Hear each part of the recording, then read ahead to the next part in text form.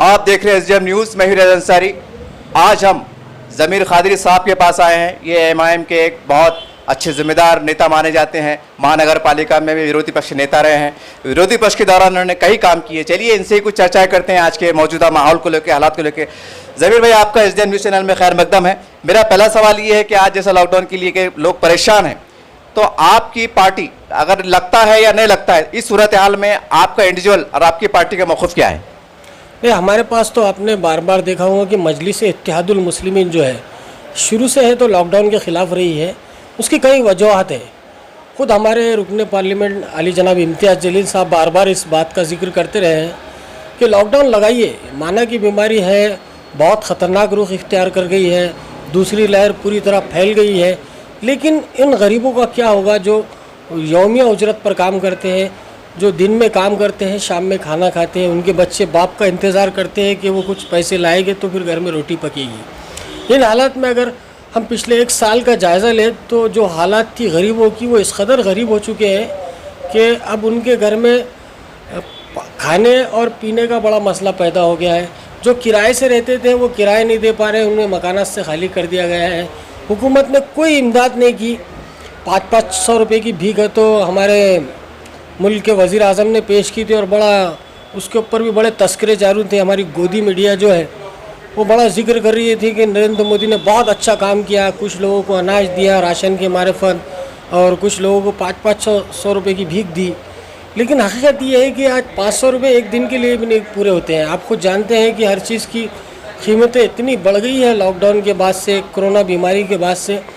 पिछले 11 महीने से लोग जो ज़िंदगी गुजार रहे थे इतनी दुश्वारकुन हो गई है कि गरीब और गरीब हो गया और पैसे वाला और पैसे वाला हो गया। आप ख़ास तौर पर अगर देखें डॉक्टरी पेशे को, तो वो इतने फाइनेंशियल मजबूत हो गए हैं, उन्होंने इस कदर इस कोरोना बीमारी का फ़ायदा उठाया। जबकि डॉक्टर का है तो खुदाई का दूसरा रूप कहा जाता है। लोग है तो भगवान के बाद डॉक्टर का दर्जा देते हैं, लेकिन हकीकत ये है कि डॉक्टरों ने अपने आप को जो पेश किया, तो कुछ डॉक्टर तो ऐसे हैं जिन्होंने शैतान का रूप धारण कर लिया। हकीकत यह है कि लूट मार और कोरोना के नाम से इतना खौफजदा करना कि लोग घबरा के, बहुत से जो लोग मरे हैं कोरोना से कम मरे हैं, या तो मुफलिसी से मरे हैं, या गुर्बत से मरे हैं, या तंगदस्ती से मरे हैं, या फिर वो इलाज नहीं कर पा रहे थे इसलिए मरे। ज़मीर भाई, चलिए आते आते हैं लोगों के हालात पे। हम देख रहे हैं कि लोगों के कारोबार बंद है, जिसकी वजह से भुखमरी का आलम है। लेकिन अगर औरंगाबाद की कुछ राशन की दुकान को छोड़ दिया जाए तो एक बड़ी मेजॉरिटी जिसकी राशन की दुकानें हैं, वहाँ पर कालाबाजारी आज भी चल रही है। कि एमआईएम के पार्टी के जो वॉलंटियर्स है या जो माजी नगर सेवक है, क्या वो उनका ऐसे हालात में कर्तव्य नहीं बन जाता कि दुकान की निगरानी करे, पूछे, जांच पड़ताल करे? ऐसी कोई ज़्यादा भूमिका नज़र नहीं आती। इसी बारे में आप क्या कहना चाहेंगे? नहीं, ये मुमकिन भी हो सकता है कि कालाबाजारी हो रही होगी, लेकिन सवाल ये उठता है कि आज सरकारी मशीनरी इस कदर तब्दील हो गई है। अब है तो इलेक्ट्रॉनिक्स आइटम आ गए हैं, तो उसमें चोरी के इम्कानात बहुत कम हैं। आप जानते हैं कि थंब के ज़रिए तो राशन दिया जा रहा है। गैस एजेंसी में जो कालाबाजारी होती थी, आज डायरेक्ट बैंक के अकाउंट में पैसे डाल दिए जा रहे हैं। तो ये कालाबाजारी मैं नहीं समझता हूँ कि इतनी आसान बात है, क्योंकि अब राशन की दुकानों पे ये पॉसिबल नहीं है। गवर्नमेंट उस पर बहुत बारीकी से नज़र रखी हुई है। अब सवाल ये उठ रहा है कि माल कितना आ रहा है। जब माल ही नहीं आएगा तो दुकानदार कहाँ से देगा? मैं राशन दुकानदारों की हिमायत नहीं कर रहा हूँ, लेकिन हकीकत ये है कि जो वेस्टेज माल रहता है गवर्नमेंट वो राशन की दुकानों पे देती है ताकि गरीब वो खाए और पेट में दर्द हो दवाखाने में जाए। ये हालत आपने हमारे खासदार साहब ने 4 दिन पहले जो मीटिंग हुई थी, उस मीटिंग में खुले तौर पर यह बताया था कि ये मक्का खाने के लायक है क्या ये DSO मक्का खा सकते हैं क्या? आप देखिए मक्का की सूरत हाल कैसी है। कल ही मैंने तो राशन दुकानदारों का है तो एक प्रेस कॉन्फ्रेंस देखी, उसमें उन्होंने कहा है कि भाई वो 1 तारीख से दुकानें बंद करने वाले हैं। उनकी ज़िंदगी में 100 से ज़्यादा लोग कोरोना के बाद मर गए, राशन दुकानदार। तो एक तरफ आफत है, सरकारी मशीनरी भी संभल नहीं पा रही है। मेडिकल की जो सिचुएशन है, आप जानते हैं कि हिंदुस्तान में पुतलों पे पैसे खर्च किए जाते हैं, लाखों करोड़ों रुपए के पुतले बनाए जा रहे हैं, और गैर ज़रूरी तौर पे तो इस तरफ पैसे खर्च करने के बजाय अगर इसके अस्पताल बनते, जिस तरह हमारे इम्तियाज़ जलील साहब बार बार कहते आए हैं कि हम जब तक मेडिकल सिस्टम को पूरी तरह अडॉप्ट नहीं करते, हम हमारे दवाखानों में बेड का इजाफा नहीं करते, हम दवाखानों में वेंटिलेटर और ऑक्सीजन का इजाफा नहीं करते, तब तक हम हालात पर काबू नहीं पा सकते हैं। जहाँ तक कोरोना बीमारी, मैं आपको बता दूं कि ये बीमारी पिछले साल जब आई थी तो इसमें सिर्फ़ और सिर्फ एक तबके को मीडिया ने तो टारगेट किया था, वो तबका था मुसलमान। ये शुरू हुई थी तबलीगी जमात से। इस तरह टारगेट किया गया मुसलमानों को, इस तरह हरिशमेंट किया गया। आप नहीं जानते कि दिल्ली में कई बच्चों को, कई बेकसूर ख़वातीन को जो कोरोना का शिकार नहीं थी, उसे कोरोना का शिकार किया गया। मुझे लगता है जब वो बीमारी की आमद भी नहीं थी, अब हकीकत में बीमारी आई तो वो तो उसका निज़ाम है, अगर तुम सताएंगे तो वो भी सताएगा। तो वो आसमानी आफतों में इजाफा हो रहा है, उसके पीछे हमें ये देखना ज़रूर होगा कहीं बाबरी मस्जिद की शहादत से तो नहीं ये आफत आई है, कहीं हमें तो जुल्म सितम कर रहे हैं गरीबों पे, मुफलिसों पे, कहीं है तो किसी भगवान का नाम लेने के नाम पर तो लोगों को मारा जा रहा है, कहीं इस वजह से तो ये बीमारी नहीं आई है। इस बात को संजीदगी से सोचना चाहिए।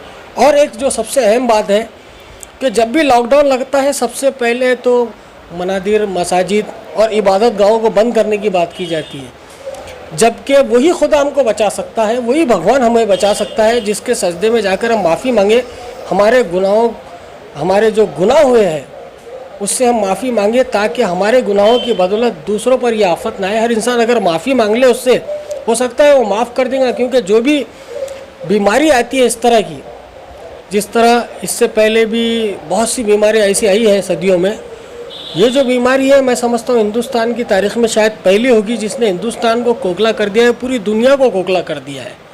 इन हालात में सिर्फ बचाने वाली कोई ज़ात है तो वो अल्लाह की ज़ात है, और अल्लाह की ज़ात ही हमें इससे निजात दिला सकती है। लेकिन इसके लिए सोचना होगा कि हमारे हुक्मरान क्या कर रहे हैं, हमारे वज़ीर क्या कर रहे हैं, क्या वो किसी एक फ़िरक़े को टारगेट कर रहे हैं, क्या वो हिंदुस्तान के मुसलमानों को टारगेट कर रहे हैं।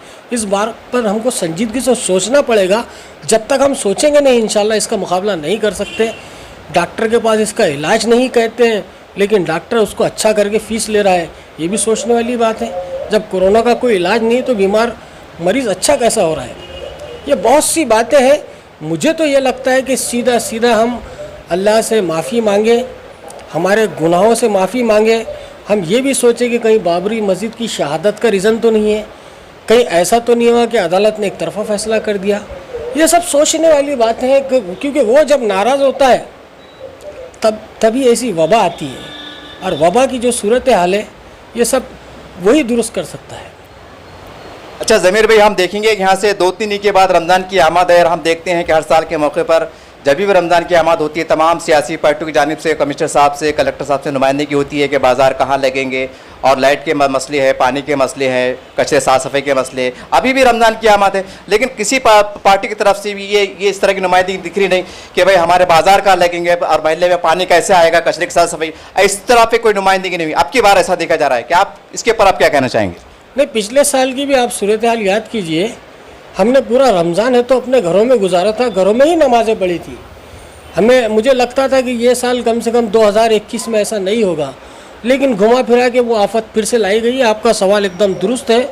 मुझे कहीं कहीं इसमें ऐसा कभी साजिश भी लगती है, कहीं लगता है कि वाकई में बीमारी है। बहरहाल मैं इस नतीजे पर नहीं पहुंच सका कि कोरोना बीमारी ख़तरनाक बीमारी है या एक नॉर्मल वायरल इन्फेक्शन है। बहरहाल जो भी है, अगर ख़तरनाक बीमारी है तो इसमें डेथ कॉस्ट बहुत बढ़ना चाहिए। अगर 40-50 लोग अगर हिंदुस्तान में 150 लोग हिंदुस्तान में अगर दिन भर मर रहे हैं तो ये कोई बहुत बड़ी बात नहीं है।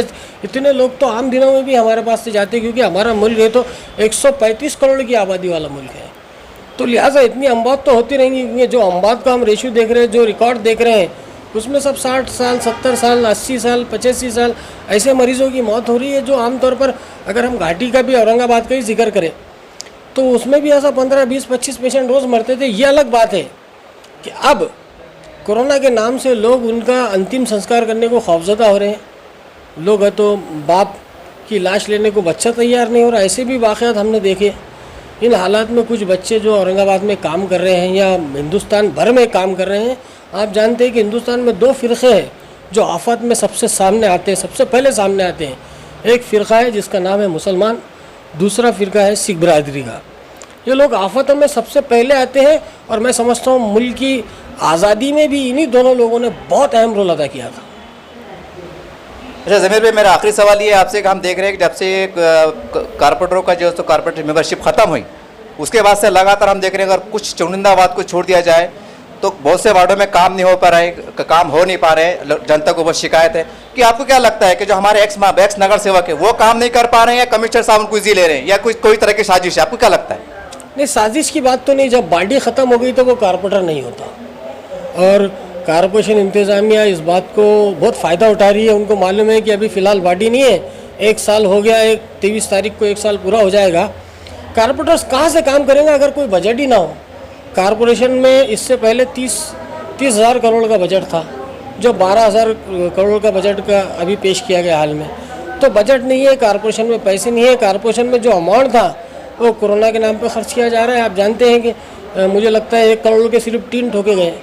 बहुत सी बातें हैं उसमें, वो सब आहिस्ता आहिस्ता मंजर आम पे आएंगी, क्योंकि एडमिनिस्ट्रेटर है तो कारपोरेटर्स का काम करने का सवाल नहीं उठता। फिर भी जो लोग काम कर रहे हैं वो काबिल सताइश है, वो अपने तौर पे काम कर रहे हैं। क्योंकि इंतखाबात कब हो गए इसका कोई अभी हमें तो अंदाज़ा नहीं लगा सकते, क्योंकि ये बीमारी कब तक चलेगी, सुप्रीम कोर्ट कब है तो फैसला करेगा, कब इलेक्शन हो गए। लेकिन जो लोग काम कर रहे हैं वो काबिल सताइश है। और मुझे पूरा यकीन है कि मजलिस इत्तेहादुल मुस्लिमीन के रुकन पार्लियामेंट इम्तियाज़ जलील साहब समेत मजलिस के बहुत से कारपोरेटर रोड पर काम कर रहे हैं। और आप देख रहे हैं कि कई इलाक़ों में आज भी काम हो रहा है। जहाँ तक रमज़ान की बात है, रमज़ान में मुझे लगता है कि हुकूमत ने जो अभी हालात पैदा किए या कोरोना ने हालात पैदा किए, जो दोनों में से जो कुछ भी है, वो हालत में मुझे लगता है कि इस मर्तबा भी तुम्हारी ईद लॉकडाउन के साए में गुजरेंगी तो दुकानें कहाँ से लगाओगे? जब दुकानें खुद बंद कर रही है हुकूमत तो लगाने की इजाज़त कहाँ से दी जाएंगी? रही बात रमज़ान की दूसरी चीज़ों की, तो वो भी हम है तो ये समझ के चले कि ये बीमारी और ये वबा की बदौलत, चूँकि हर बीमारी वबा ये सब मैंने आपको बार बार कहा कि ये सब अल्लाह की तरफ से है। तो ये शायद हमारे भी गुनाह है, मेरी भी गुनाह है, आपके भी गुनाह है, जिसकी बदौलत हमें ये मुसीबतों का सामना करना पड़ रहा है। अगर वो खुश हो जाए तो रमज़ान हमारे बेकार हो जाए, अगर लेकिन वो नाराज़ है हमसे, इसलिए एक ही काम हो सकता है कि हम गिड़गिड़ा के दुआ करें, उसके दरबार में दुआ करें, और ये भी दुआ करें कि अगर हमारे हुक्मरान जो हम पर इख्तिदार करें अल्लाह उनको समझ दें, सोचने पर मजबूर करे, हालात पर गौर करे, गुर्बत का ख़ात्मा हो, ना कि सिर्फ सियासत के नाम पर एक दूसरे से लड़ाने का काम हो।